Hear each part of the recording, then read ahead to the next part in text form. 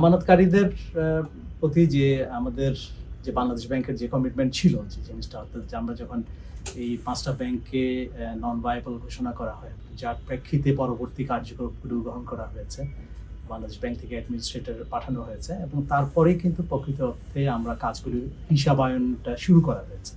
তো যখন হিসাবায়ন চূড়ান্ত হবে তখনই আমরা এই টাকাটা গ্রাহকদের যে যে কমিটমেন্ট ছিল প্রাথমিকভাবে, অর্থাৎ আমানত সুরক্ষার অধীনে যে পরিমাণ ২ লক্ষ টাকার কথা ছিল সেই লক্ষ্যগুলো ছাড় হবে এবং পরবর্তীতে আমরা অন্যান্য টাকাগুলো কত সময়ের মধ্যে বা কিভাবে দেবে সেটা একটা স্কিম প্রণয়নের মাধ্যমেই আসলে ঘোষণা করবে। তো কাজগুলো চলমান রয়েছে।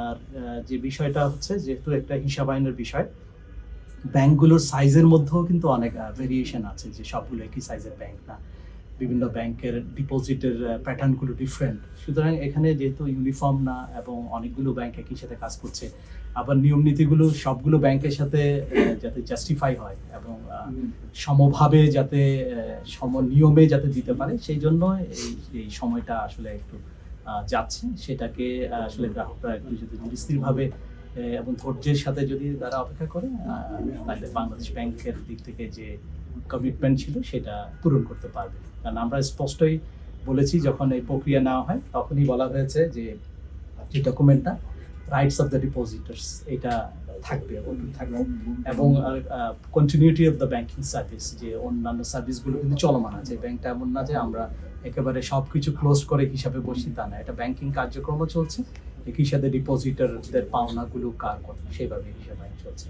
এবং একই সাথে যে এই রেজুলেশন প্রক্রিয়ায় বাংলাদেশ ব্যাংক যে কাজগুলো করছে সেগুলো অব্যাহত থাকবে।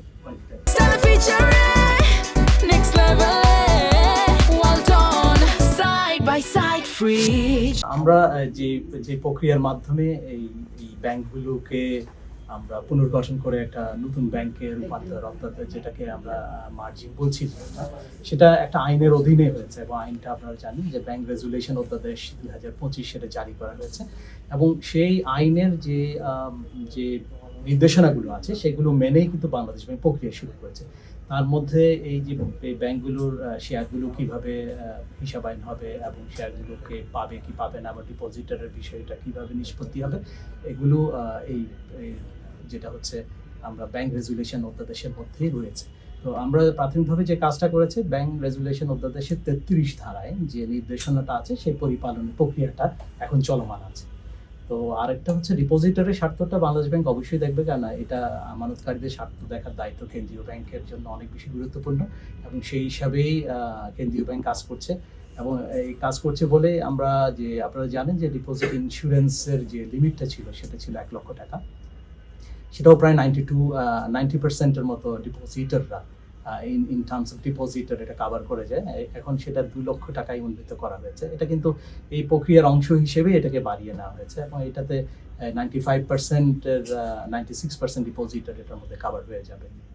তো এর বাইরেরটাও বাংলাদেশ ব্যাংক বলছে সেই মিউটটা পরবর্তীতে হিসাবায়ন করে কি প্রক্রিয়া দেবে সেগুলো বাংলাদেশ ব্যাংক একটা স্কিম প্রণয়নের মাধ্যমেই সেটা ডিস্ট্রিবিউট করবে।